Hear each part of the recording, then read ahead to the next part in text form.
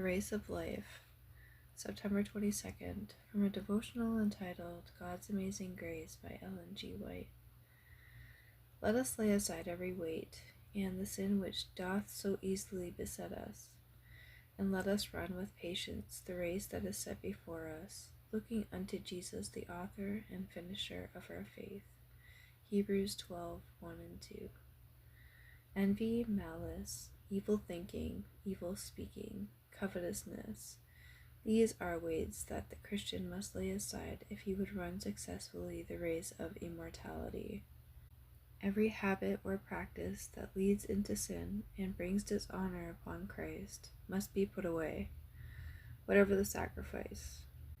The blessing of heaven cannot attend any man in violating the eternal principles of right.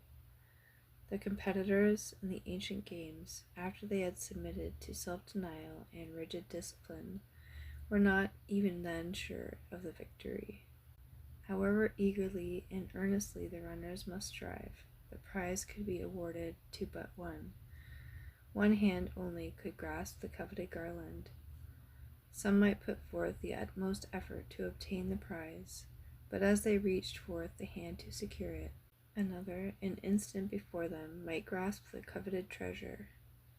Such is not the case within Christian warfare. Not one who complies with the conditions will be disappointed at the end of the race. Not one who is earnest and persevering will fail of success. The race is not to the swift, nor the battle to the strong. The weakest saint, as well as the strongest, may wear the crown of immortal glory. All may win who, through the power of divine grace, bring their lives into conformity to the will of Christ. Every act casts its weights into the scale that determines life's victory or defeat, and the reward given to those who win will be in proportion to the energy and earnestness with which they have striven. Paul knew that his warfare against evil would not end so long as life should last.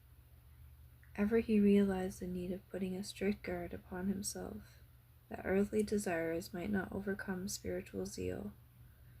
With all his power, he continued to strive against natural inclinations. Ever he kept before him the ideal to be attained, and this ideal he strove to reach by willing obedience to the law of God.